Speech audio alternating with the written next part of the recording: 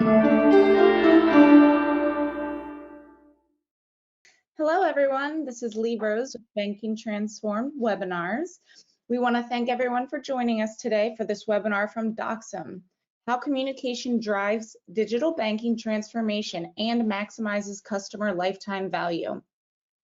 The recording of this webinar will be emailed to you shortly after we've concluded, and we will be doing a live Q&A, so please feel free to use that questions panel on the dashboard. And now it's my pleasure to introduce Mia Papanicolaou, Vice President and General Manager at Doxim, Liz Stephen, Vice President of Customer Engagement at Doxim, as well as Jim Marous, co-publisher of the financial brand and owner of the Digital Banking Report. Jim, I'll let you take it from here.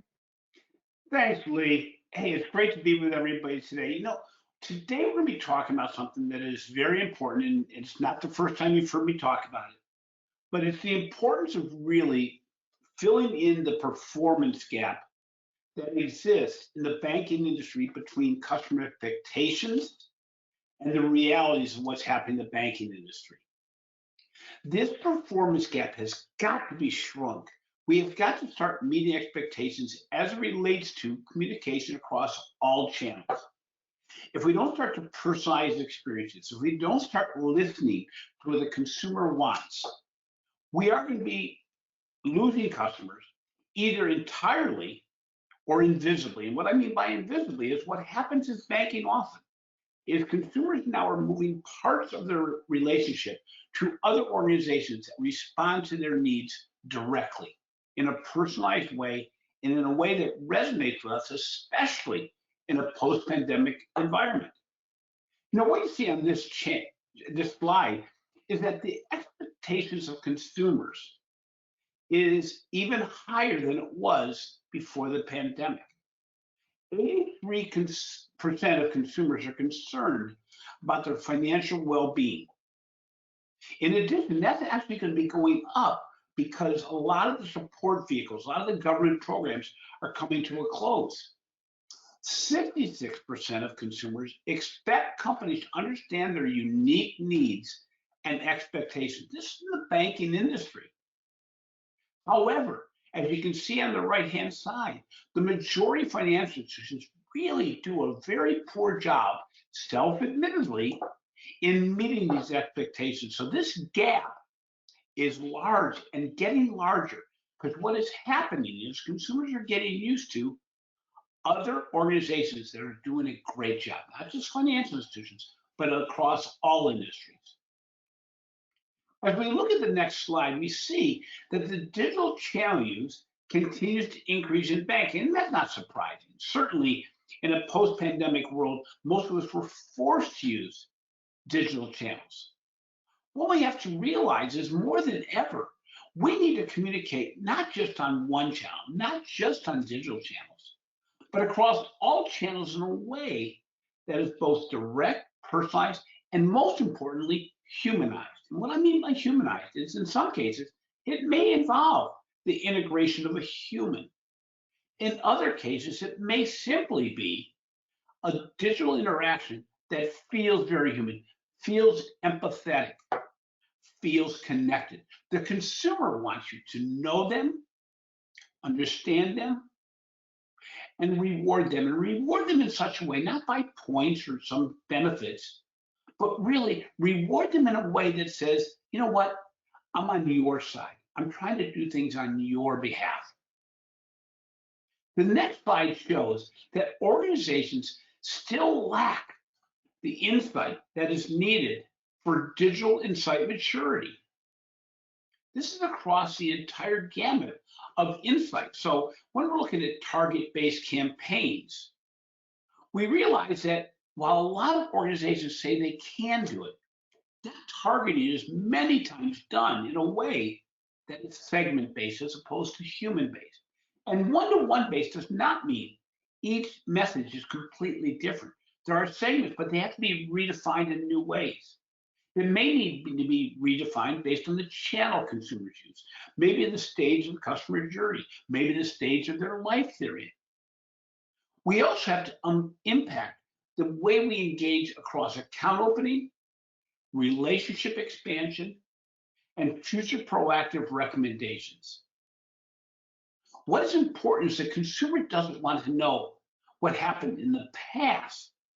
They want to know what may happen in the future. However, the omni-channel experience is harder than ever to achieve, even though it's more important.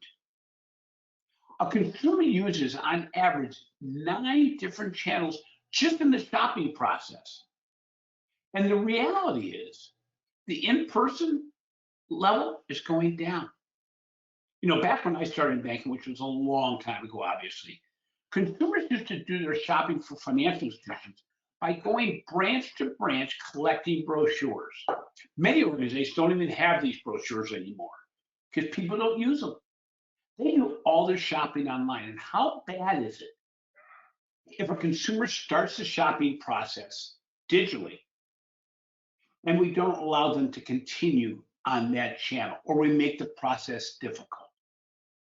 We have to take the information we know about the consumer, even in a broad environment, and take that and use it moving forward. On the next slide, you'll see that what we really need to do, we have to have a consistent view of the consumer across the organization. It is expected now more than ever that if a consumer changes the channel, you're going to pick up where they left off before.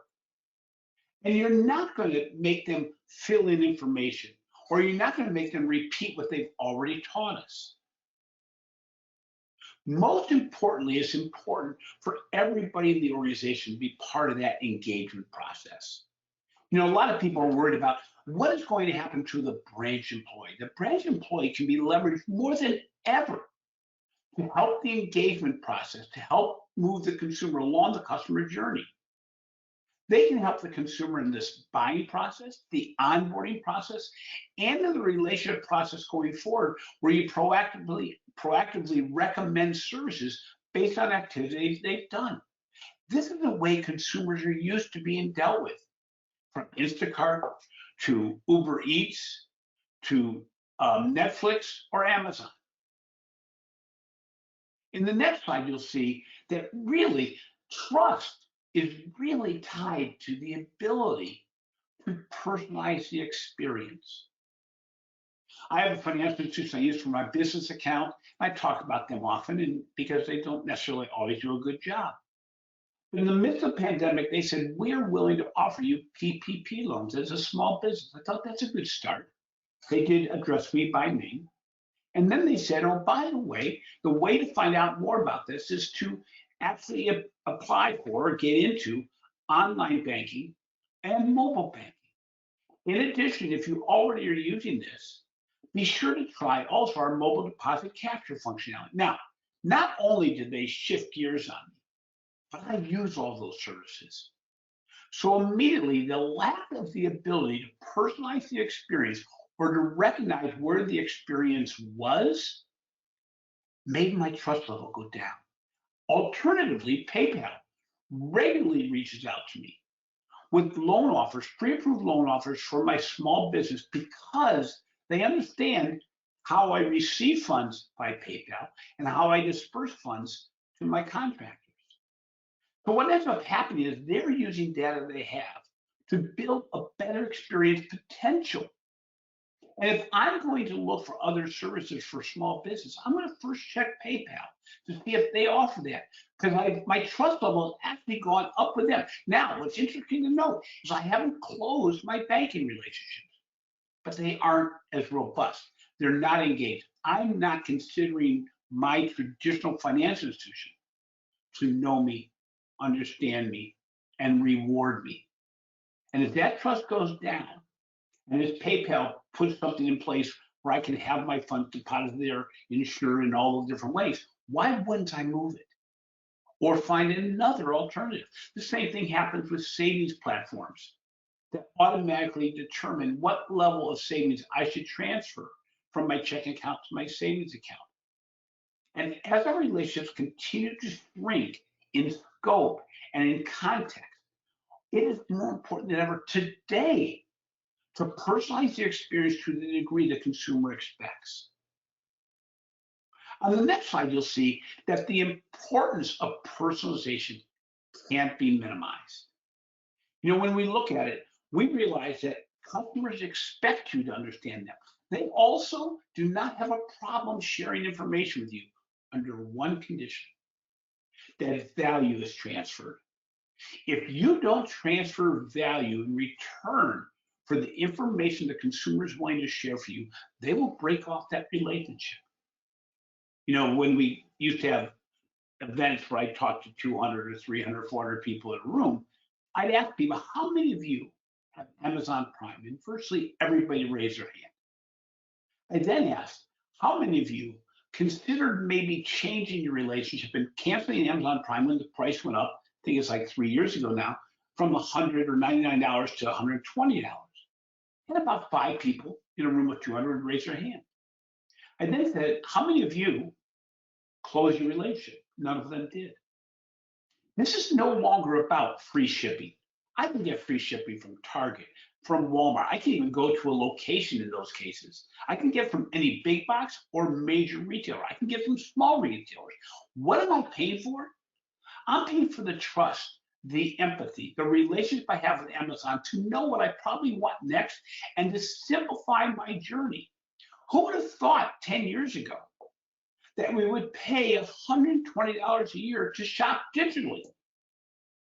Who would even imagine 5 years ago, if you have a son or daughter that's in teenage years, putting a son or daughter into a vehicle driven by a complete stranger? The reason why we allow that is because on an ongoing basis, we're able to track that engagement, we're able to personalize that engagement, and because it's so simple and so intuitive, we allow it to happen. My last slide is pretty much an example of what consumers expect. They expect an engagement across all organizations that replicate what we're getting from the PayPals, the Netflix, who do a better job of figuring out what I want to do next, look at next, than if I went through and said, what do I want to watch? And I'll turn it off going, I missed on that one. They don't usually miss. Instacart, with their ability to know what I should order next. Apple Pay, that actually takes 4 screens to open an Apple credit card because they start with, here's what we know about you. They don't make me fill in anything. Or even Zoom, that simplifies the process so much, it's simply a click away.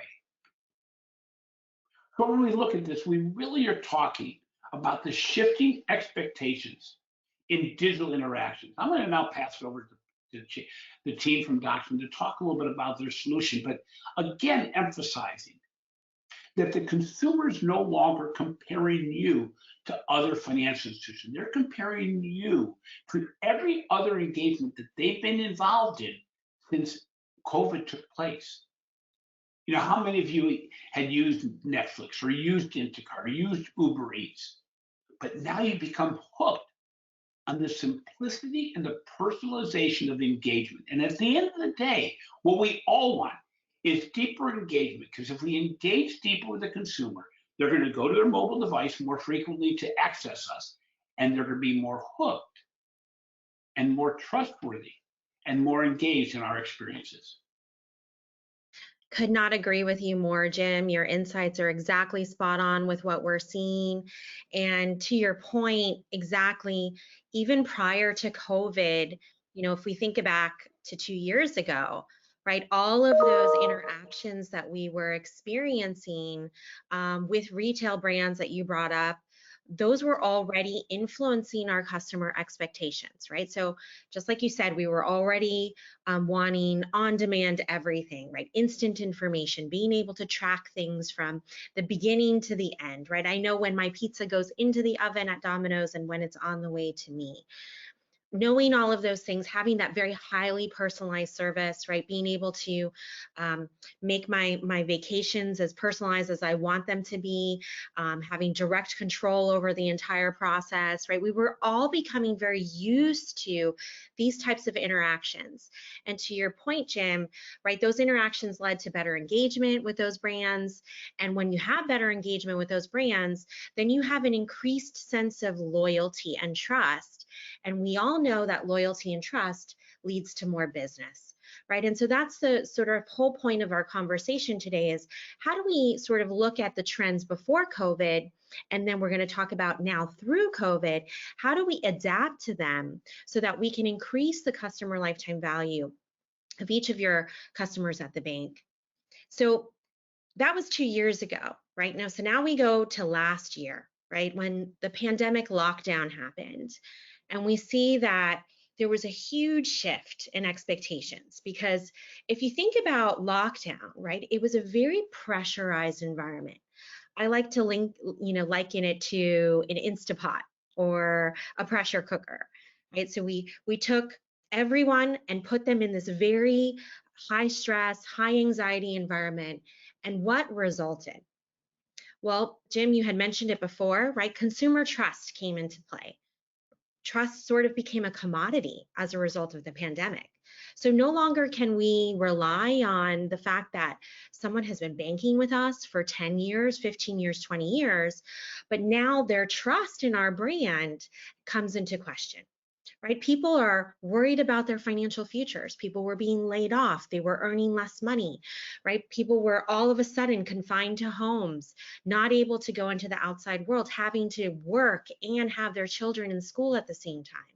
So all of that high stress and anxiety has led customers to wanting things much more quickly, right? So we were already wanting things on demand, but now we don't have a lot of trust when things aren't easy enough for us to do or fast enough for us to do. We saw a lot of consumers shifting brands, right? I've had personal experiences where I had a baby during the pandemic and I couldn't get diapers fast enough through Amazon, believe it or not. So I actually shifted to Target at that moment because I needed the diapers soon. And I haven't gone back to Amazon for diapers as a result. So these little things, right, that cause consumers a lot of stress and anxiety actually affected consumer expectations. And that has to be something that you take in at the bank and see, okay, how do we understand our consumers? How do we know what they have gone through? And how do we understand what trends from what we saw last year and through now, how are those going to continue to impact our customer expectations going forward? Well, Celent came in the beginning of this year and said, well, the entire past, right, 2020, we saw several trends that were accelerated as a result of the pandemic, and these trends are not likely to go away. Now, these trends are very important to you at the financial institution because this is essentially what life is like going forward. The first is your consumers expect a life in flow, right? So now that everyone has learned to work from home, essentially everyone has learned to work from a remote environment, right? They want to be able to access what they need to access wherever, whenever, and be able to work from wherever, whenever. And as a result of that, right, that on-demand everything has now increased even more. Right? We've seen a lot of acceleration of robotic processing. So we're now able to do a lot less in a lot faster time with faster results, right? So people are going to want your app to be seamless and to work very quickly. And if there's any friction in that experience, that's going to lead to distrust in your brand. There's also exponential intelligence. We saw a huge shift over the last year of consumers who are now willing to have smart devices. I, again, was one of these consumers. I did not like the idea of devices tracking everything I was doing and listening to me and collecting all of this big data. But guess what? Throughout the pandemic, I bought a Peloton. I outfitted my house. I live in a smart home. Alexa does almost everything for me these days. And why was that? Because the convenience factor of bringing those things into my life helped relieve some of the stress of the pandemic. And we see that that shift isn't going to go backwards. People are much more open to artificial intelligence, much more open into these things. And that leads into the fourth one, transparent existence. Right? I talked about a little bit about trust sort of becoming a commodity. Well, with trust, right, comes privacy. And your consumers, if they trust you, they're going to be much more willing to give you information if they know, just like Jim mentioned earlier, that that information is going to be used to their benefit, right? So I'll gladly give you all the information you want if I'm going to get value in return in the services that you provide me. The next one is sort of the omnipotent individual, and I think this is sort of a funny one that all of us can relate to. Our lives became very customizable during the pandemic. And what does that mean? Well, our work shifted to home entirely. So Walmart actually saw that people were only buying tops. No one was buying bottoms. And that's because, well, our lives changed. So now sort of the purchasing power that a consumer has, that your banking customers has, is that they want to customize everything. They don't necessarily want off-the-shelf products anymore. So we have to get into that mindset, right? How can we help your consumers know, hey, we understand you, we know you, and as a result, we're allowing you to customize the products that you use within the bank. And the last is this synthetic reality. The truth is, we all live in a world of Zoom backgrounds where we can transport ourselves to any place in the world, or the galaxy for that matter, right? PS5 came out, people have escaped to other virtual realities, and the fact of the matter is that we're not going to go backwards in that. So looking at the types of technologies, right, that things that drive those synthetic realities, how can you incorporate that into the experience that you're delivering to your consumers, because this is here to stay. And so how do all these trends in a nutshell sort of affect you at the bank? Well, you have to remember that in a very short period of time, more consumers than ever decided to use digital channels. So McKinsey actually found that we catapulted 5 years in digital channel use within a period of 2 months. That is amazing, especially for Mia and myself, where a lot of our work is on helping companies and banks get their customers to adopt digital. The pandemic did a great job for us. It accelerated that to such an extent. But now that that's happened, you have to make sure you're capitalizing on that. How are you leveraging those digital channels? How are you communicating to your consumers that there are so many options for them in those digital channels and that they should be taking advantage of those? And that really has put banks in a challenging position throughout this pandemic. Well, the World Economic Forum actually described it that businesses are on the front lines of an evolving microbial war. And the reason why they've said this is, for the first time, businesses actually have to deal in a different way than they ever have before. And they've had to change in ways that are exponentially. They never expected to change digitally in such a short period of time and trying to meet customer expectations. In times of war, baselines shift and the framework has to shift. The way we communicate has to change. We cannot expect to do the same thing over and over again, especially in times of change, and expect that the customers will just follow us. I know Jim and Liz have said this, that you have to change with your customer. They're not just going to follow you. You have to know them, you have to empathize, and you have to really understand what they're going through in order for them to stay with you. There was a study done that found that 59% of customers feel that companies have lost touch with the human experience. And yes, many companies will say, well, obviously, because we were in lockdown, but that doesn't mean the human experience has to change. This experience has been traumatic. So how do we meet the customer where they are? There was a credit union that we spoke to recently that told us about the fact that their tellers were working from home. And you think, well, how does a teller work from home? Well, actually, when a customer went to the ATM, they could choose to speak to a teller.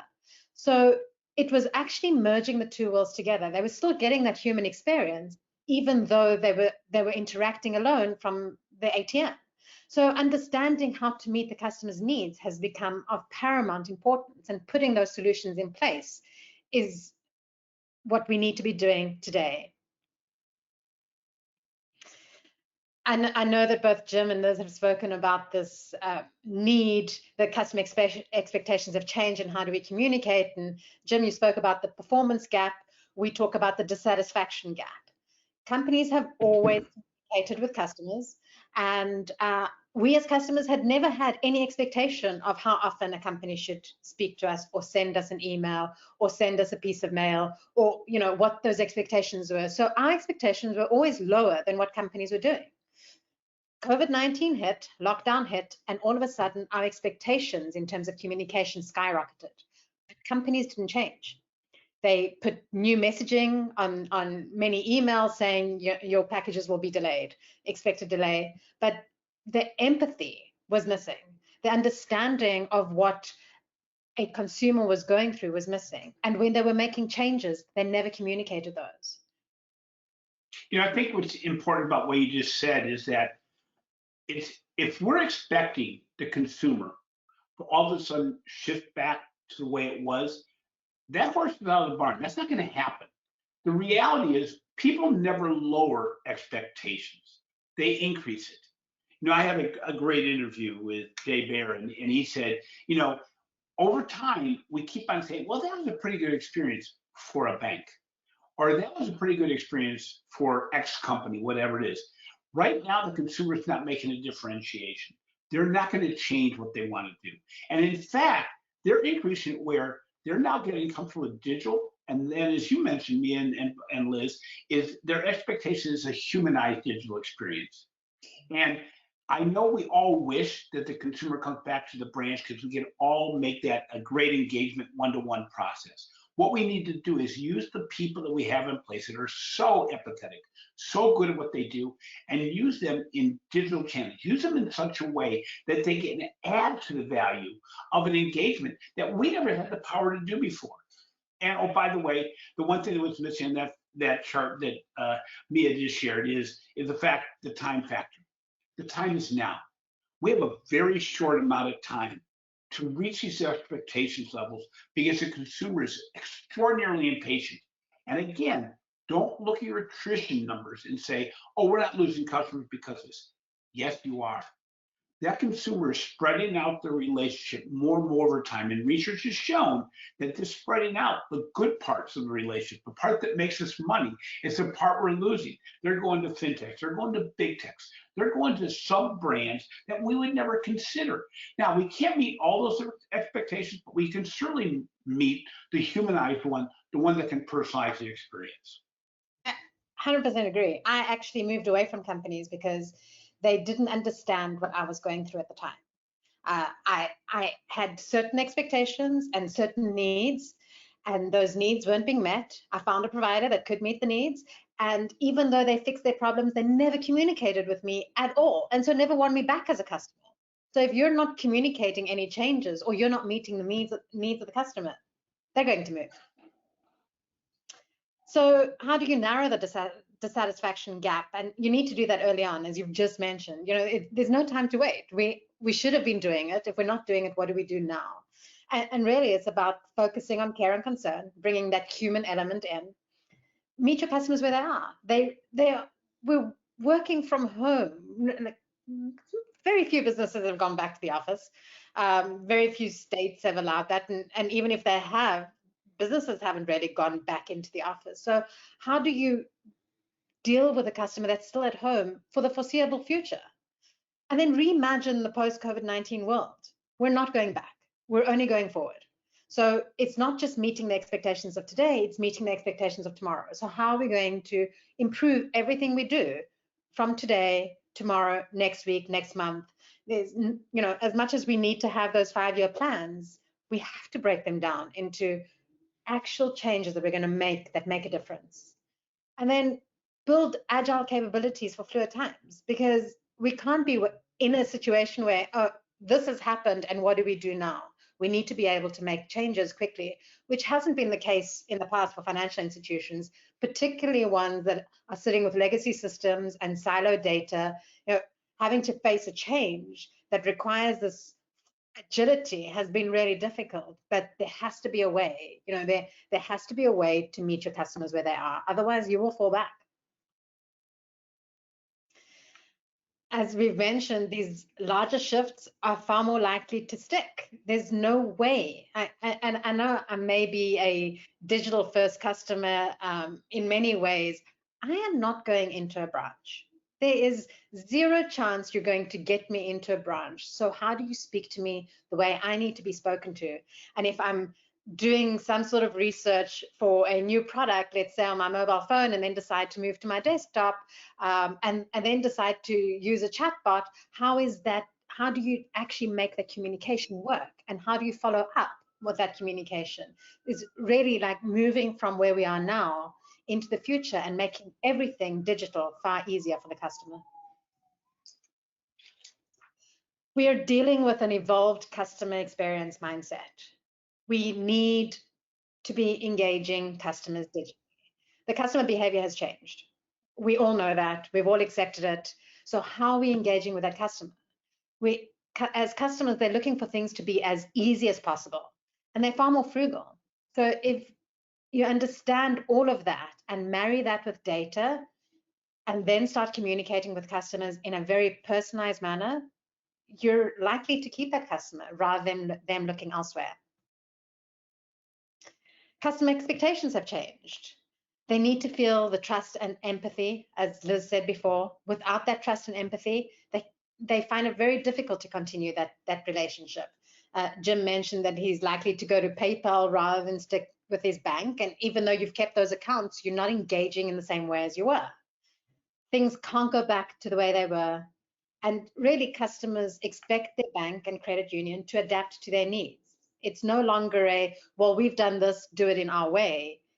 You have to understand how the customer needs to do everything. And solutions need to be quickly deployed. So I will say this once, and I'll say it again, and I'll repeat myself, focus on micro changes. We have to have big plans, but if we aren't ready to make micro changes that make a difference to the customer today, then we're in a whole lot of trouble. And not just the micro changes, how do you communicate those changes? As I mentioned, I moved away from a service because it didn't meet my needs. They fixed the service and they never ever sent a communication. Relay those changes is really important. And remember that the communications have to be frequent and they have to be relevant. You cannot expect that the triggers that you were sending before are enough. They have to be far more relevant to what's happening today in order to keep me. And really, this survey with financial institutions from the retail banking report shows that the priorities as a result of the pandemic have changed. Like 75% that digital banking transformation is in their top 3 priorities for the next year, followed by an improved customer service and cost management. But tying those all together is communication. Like you cannot do these in isolation. You cannot make these improvements without thinking about how you're communicating with the customer. How do you bring the human experience to everything that you're doing? So as Mia said, right, communication is the key to a better customer experience. And customer experience, as we're going to talk about, is really the key to increasing customer lifetime value. So how do you create or leverage these communications so that you're delivering that value? Well, really, it's looking at communications as a bridge to building relationships, right? Relationships aren't built in silence. We know that if you think about human interactions, when you're trying to get to know someone and build trust and build a loyal relationship with that person, how do you do that? You do that through communication, right? So it cannot be done by merely having a customer open a brand new account and then letting them be. That's not going to breed the type of customer loyalty that you would like. And then as a result, that's not going to increase your wallet share with them. So as I mentioned, that analogy of a bridge, right? Really look at your current communications that you're providing your banking customers. Think about, are your communications doing 3 things? Are they, number 1, telling the consumer that you know them? Are they, number 2, telling the consumer that you care for their needs, their financial needs. You know that their financial health is important to them. And the third is, are you communicating to them that you're there to make their lives easier? If your communications aren't doing those three things, then you're not engaging with your consumer in such a way that it's going to drive brand loyalty and increase the share of the wallet that they spend across your product lines.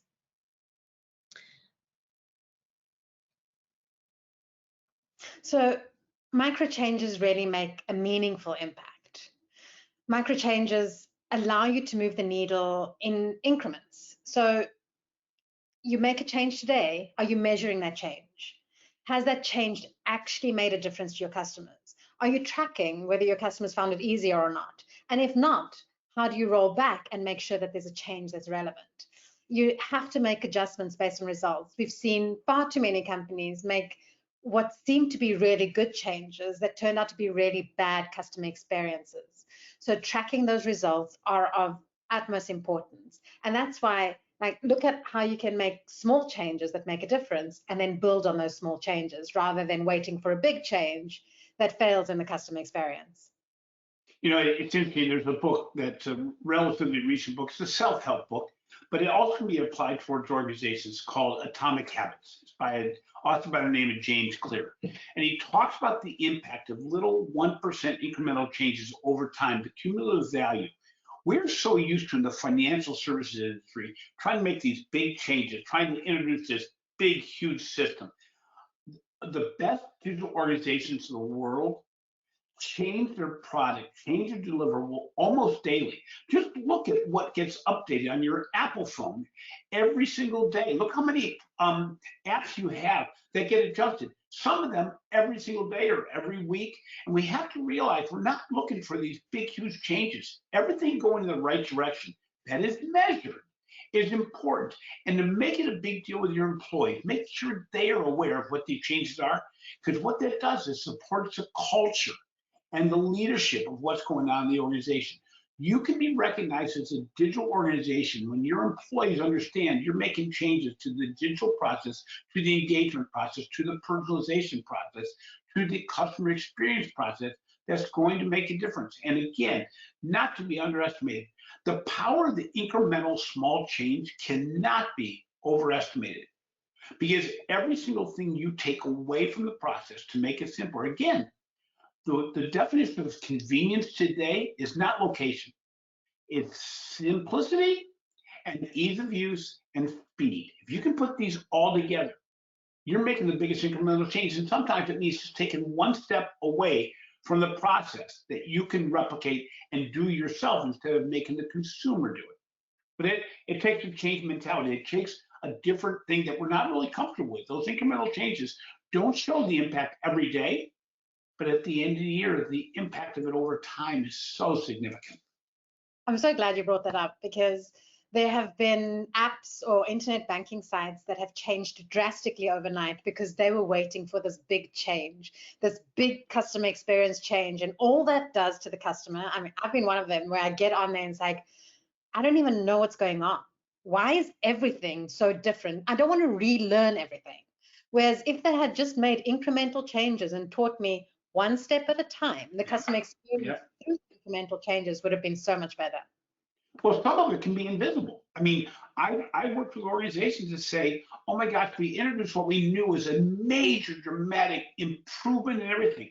And all we got were complaints. The reality is the consumer doesn't want change any more than we do.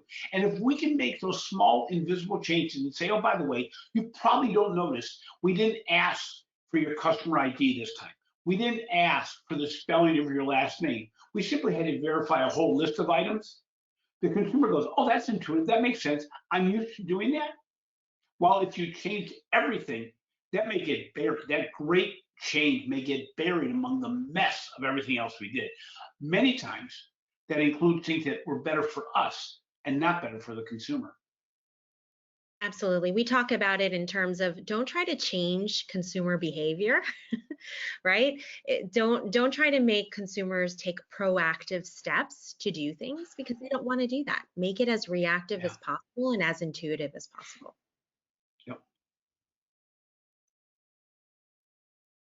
So really, digital relationships are highly valuable.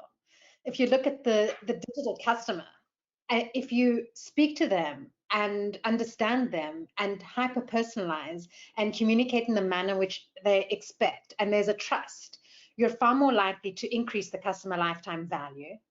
They're far more likely to be engaged, definitely more satisfied, and there's a cost saving value in all of that.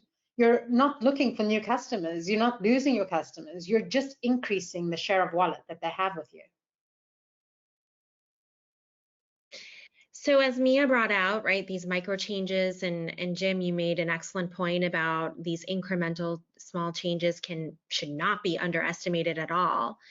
What are some changes that you at the bank now can look to make that will make a huge impact on your customer experience? Well, really, we're going to focus on sort of two things, and we've touched on them already, but one is empathy, right? How can you include more empathetic communications to your customers? And then how can you use the data that you have on hand to hyper personalize those communications and make them highly relevant? And we know that that's the expectation, right? We've all talked about what sort of the expectations were before and how they have increased. So now if you're not doing the bare minimum, which now is demonstrating that empathy in your communications, making sure they're hyper personalized, making sure they're immediate, timely, relevant, and they're in the communication channel of your consumer's choice, then you're losing, right? As Jim mentioned before, they're much more likely to go ahead and look at, oh, what is Chime going to offer me? Or what is PayPal offering me in this instance? Or actually, I might refinance with Rocket Mortgage because you haven't actually sent me a communication that's relevant to the times right now. You should be telling me, hey, you can refinance. You could save X amount of dollars on your mortgage payment each month. If you're not doing that, you're losing opportunities with your customer. And customers know this, right? They're acutely aware of the fact that companies understand that they have high expectations when it comes to empathy and that they don't actually meet those expectations. So imagine that. It's not just a matter of unmet expectations, it's the fact that consumers know that you're going to fail at it. So don't fall into that trap, right? Instead, you want to delight your customers. You want them to open up a communication in their mobile banking app, a push notification, or an email and say, wow, this was really tailored to me. They know me. It's almost as if they're speaking directly to me. It's almost as if I'm in that bank branch with the teller that I've known for 10 years, having a conversation. That's the type of experience you really want to drive. And so you're probably like, well, I don't have a single view of the customer. How could I possibly even do that? Well, really, it's having a holistic understanding. You may not have all the data points, right? You may not have that single view. That's okay. What do we have, right? What is that holistic understanding that you have of your consumers now? How can we take those little points and make certain changes, make certain tweaks to the communications and send those out to your consumers? As we mentioned before, those small little tweaks will go a long way, and that's what's really going to help you foster more loyalty and brand satisfaction.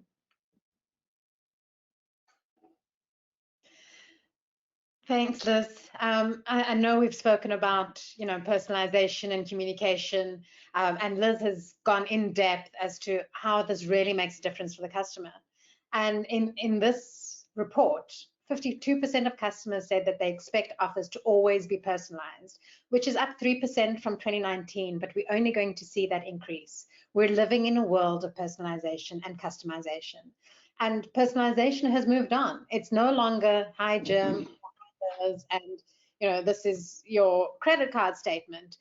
Personalization means understanding the customer and drilling down to the nitty-gritty in order to give them what they need. And if you look at the current state of hyper-personalization in banks in terms of the digitally transformed currently versus the ones who are not currently planned for digitization, there are too few financial institutions who are either digitally transformed or planning on transforming in the next 6 months. The bulk of financial institutions sit in the 6 months and more and not currently planned for digitization, which is really scary if you think of the consumer needs and their requirements when it comes to interacting digitally. the time is now to make a difference, and the time is now to move into that sphere with the customer.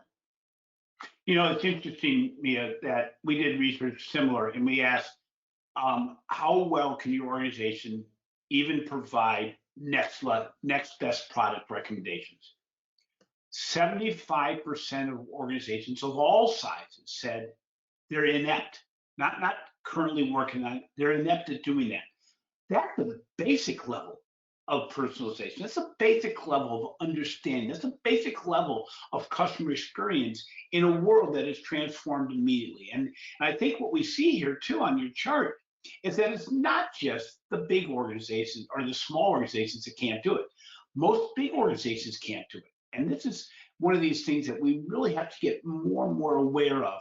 But don't hold on our laurels saying, oh, but the good news is the other guys aren't doing it either, because the reality is most of these surveys don't include the biggest competition in today's world, which is the big techs and the fintechs, which most of these are banks comparing to banks. And we find that, oh, we're not doing very well, but don't worry, the other guys aren't either. Not a really good tagline. As I said, we're not as bad as the other guys. It's not a claim to fame, but I think we have to really look and say, how do we get to that next level? And we're just talking about the basics. And people say, where do we start? Make sure your digital account opening right at the starting gate is simple, easy, fast, and quickly personalized in the onboarding process. Because if you don't get it right there, not only are you losing accounts, but you're basically not performing the way the consumer is hoping to engage with you at the starting gate. I couldn't agree with you more. Never mind the starting gate. It's once you've gotten me there, what are you doing to keep me? And understand me. And you mentioned banks knowing the next best offer. Do you understand how to put that together? Most of them don't. And that really is the only way to increase the customer lifetime value. Like if you understand your customer, like a typical check account customer or a savings account customer, that's how they start with you. That's how most customers start with the financial institution. How do you increase the product set that they have with you? Well, you can't do it just by telling them about the products. I know, because my bank has done this to me for years. It's not just telling them, it's really understanding them. Like, what life stage are they in? What are they currently going through? What are they likely to take up and why? So, if they're in the right life stage for a home loan, or, is it the right to offer it to them, and give them the reasons as to why you're offering it to them. We've noticed that you've done this, or you searched on this. Use the Amazon view of the world. You searched, we're here to help you. And to look outside the organization. I talked to you once in a pre-meeting about the fact that when I bought a car, I put it out there everywhere. I'm buying a car. I went into the dealership. I went into multiple dealerships. I had my credit bureau pulled because you have to get that before you drive a car off the lot as a test drive. I put on social media. I did everything. Every dealer and every manufacturer connected with me.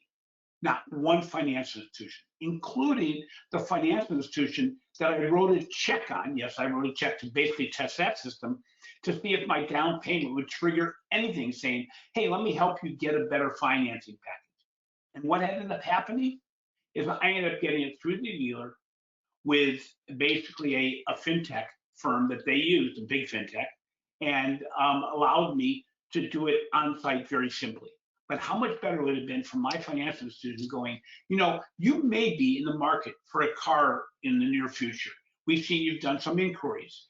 If you simply take a picture of the VIN number, we'll tell you how much we can finance, what's going to cost you, what the terms will be, and put in the way that you want it customized. You want a smaller payment, you want a lower payback rate, how much money you want to put down. And if you did that for me, I would have gone with you because it would all been digital. And it's amazing that the information's out there. It's not the dealers and manufacturers that have the key to the kingdom. No, we have the key to the kingdom, and we're not using it. Absolutely. It's what are you using to increase the value? And you just mentioned it right now. We saw you're looking, this is how easy we can make it. You're increasing value. You're making it easy. You're providing the information, and you're being a better financial institution to that customer. And that's done through the communication, right? I think that's the key piece that a lot of times financial institutions, they miss it. They may have that data on hand, but they're just not communicating it to the consumer. They're not letting them know, hey, we do have a solution for you and it looks like it'll meet your needs.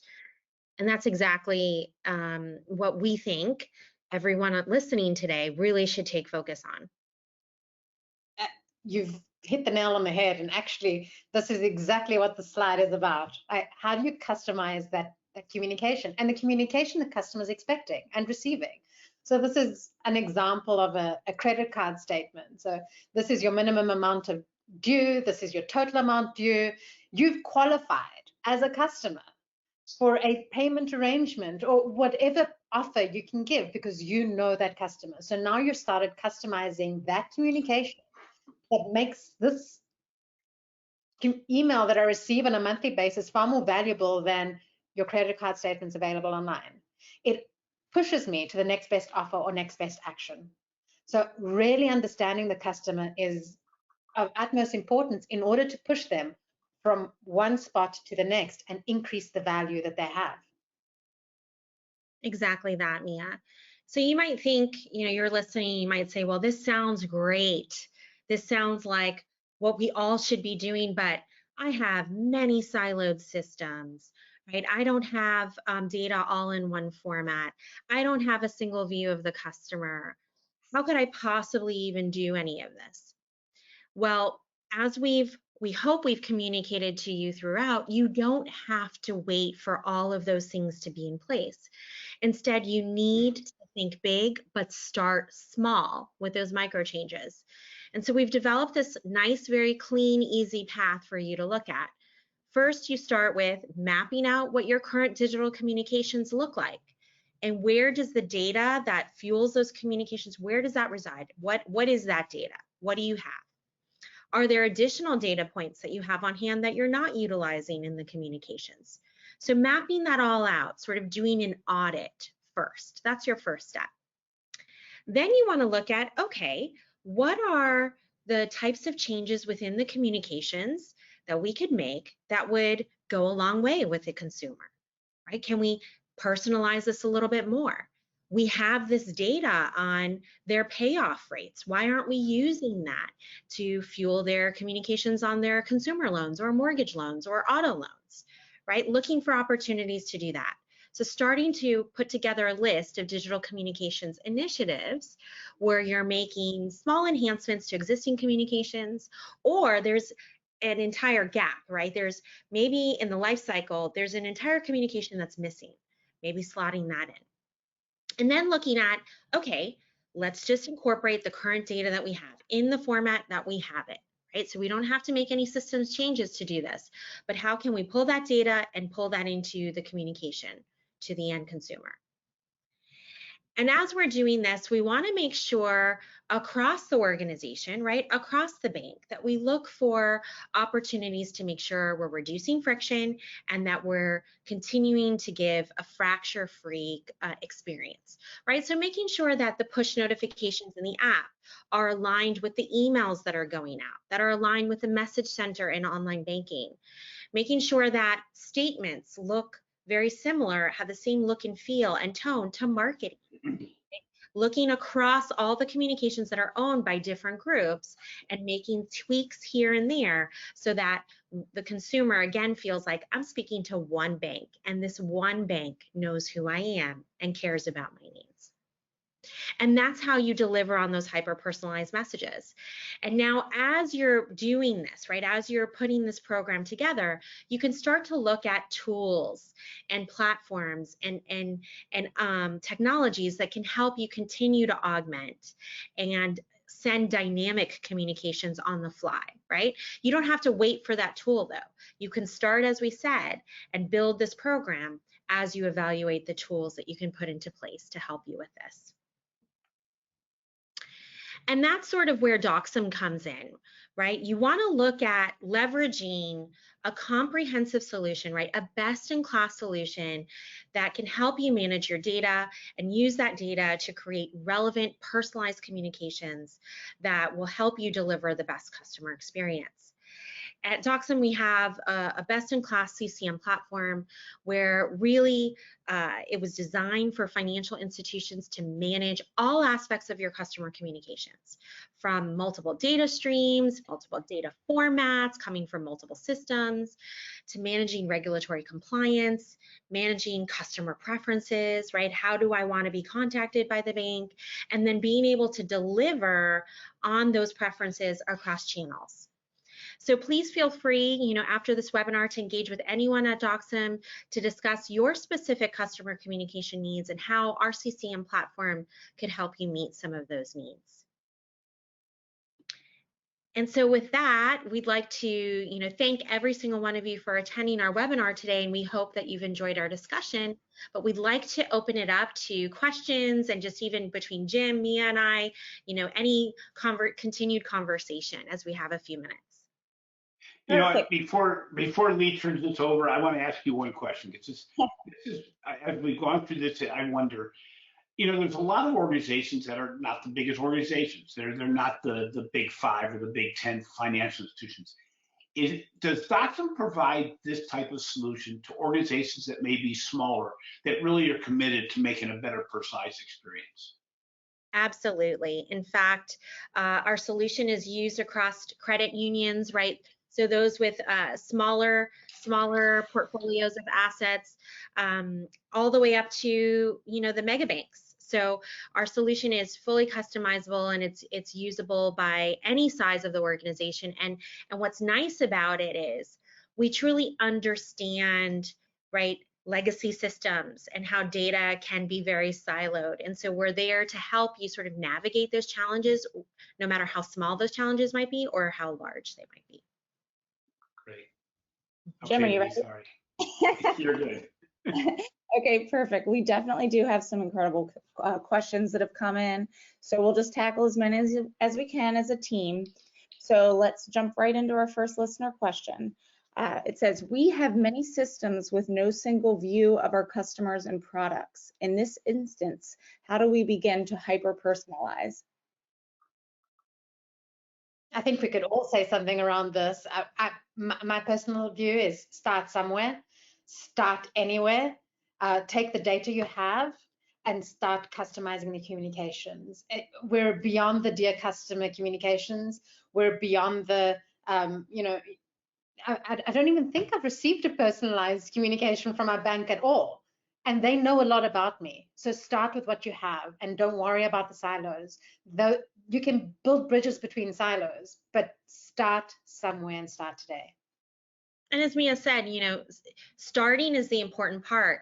So it might be easier for you to start with new customers, right? If we can transform the new customer journey, right? What does that onboarding process look like?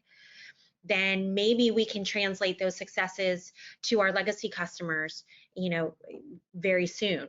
So start somewhere. Don't get daunted by the fact that, you have challenges. Choose one segment of one customer journey and begin there and make those tweaks, make those little changes, and then measure them and see how it's impacting it. And then you can translate it across. Yeah, and as a personal transformation journey would be if you went on a diet or started an exercise program. The reality is it's starting at the hardest part.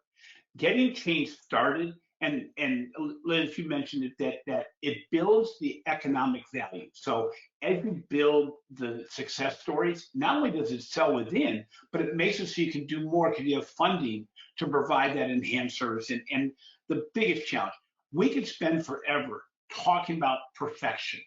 You are not going to achieve perfection. But the reality is you can catch up by moving forward. You can't catch up by standing still and talking about it. Absolutely. Got it. Thank you. Next question is, can you give us a real world example of a small communications change at a financial institution that had a major impact?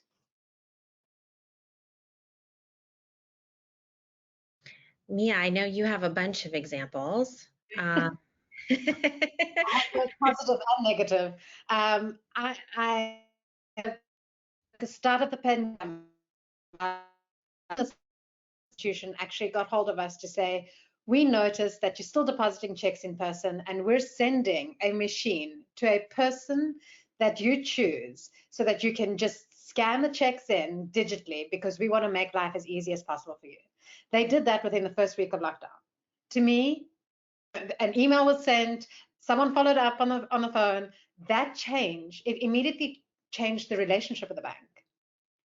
They understood what we were going through. We were all in lockdown. How were we going to possibly cash those checks? So that was a positive change. On the other end, I've seen negative changes too, where they try to merge data to have a single view, but they merged data of personal customer and me as a business banking customer, which is the last thing I wanted. So there's pros and cons to doing things. So don't do things in a rush. Start somewhere, start small.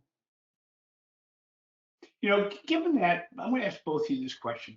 As you go out there and meet with financial institutions, virtually and in person, what's the biggest reason why somebody doesn't move forward?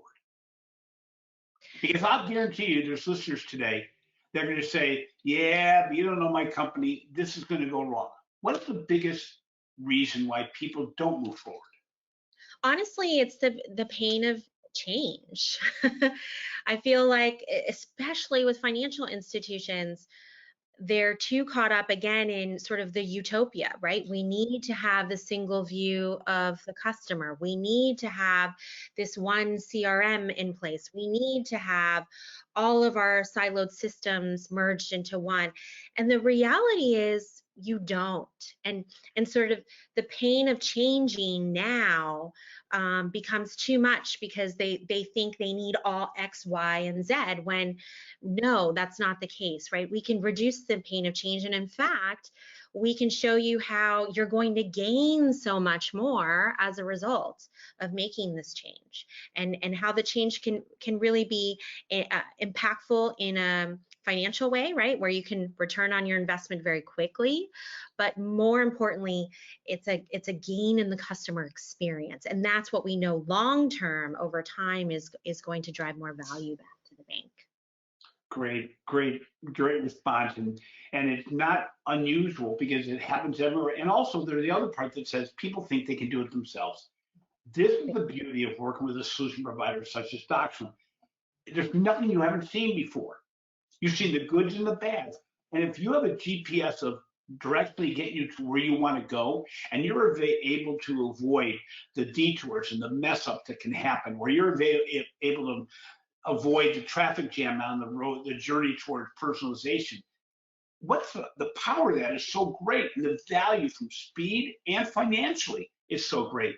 Rely on your solution providers to provide you, even if you have other solution providers that say they can do it, pick the one that's going to get you there the quickest and in the best personality match between you and the other organization, because by doing that, you're going to get to the promised land, for lack of a better term, of personalization.